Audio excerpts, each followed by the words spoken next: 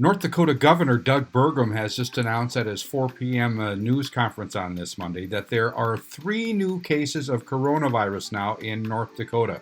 One, a woman in her 30s in Burleigh County who had contact with a positive person, and now one in Walsh County, a male in his 70s. That case is still under investigation. So it's getting very close to Grand Forks, Walsh County, right above Grand Forks.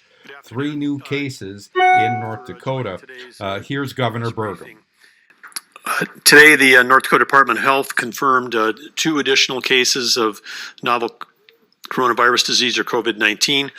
One was in Burleigh County. One was in Walsh County. In Burleigh, it was a woman in her 30s who had close contact with another positive case.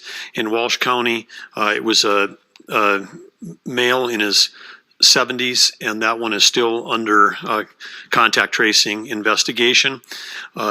Just got a update as I was walking in the room. We had questions yesterday about the 300 tests that were done in Cass County that were sent to the Quest Lab.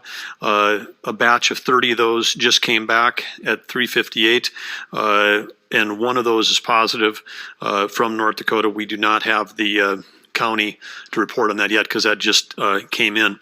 So that would bring us to 3 additional cases versus the 2 that I just said a second ago. North Dakota totals, 1440, that's plus 85 from yesterday, and 32 now positive, 33 with the one that was just texted in but not part of the data that's reported yet here. 4 of those hospitalized, which is a 0 increase from yesterday. We've now received tests from 48 of the 53 counties in North Dakota. Couple comments on the low testing.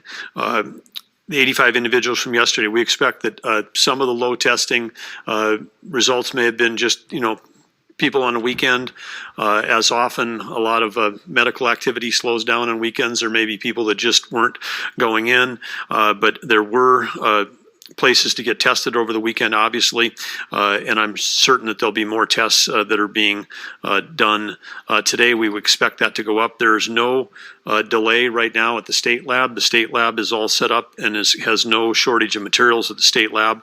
We are investigating some reports of some supplies around the state that might be missing from a collection site, including swabs and others, but we got a team that are tracking down every one of those things because we believe that within the state there are enough materials in the state for people to continue testing against the criteria that we've described earlier.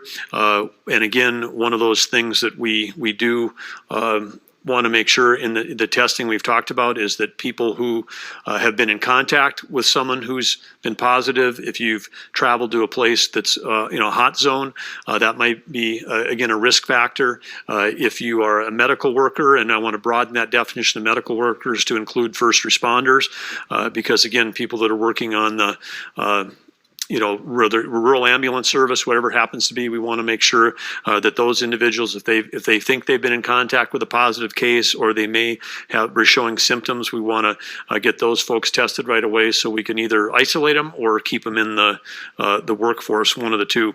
So again, they're encouraging people that fit the criteria to get testing, but again, it is up to your medical provider. Again, call before you show up, and when you and then work with your own medical provider to see if you fit the criteria.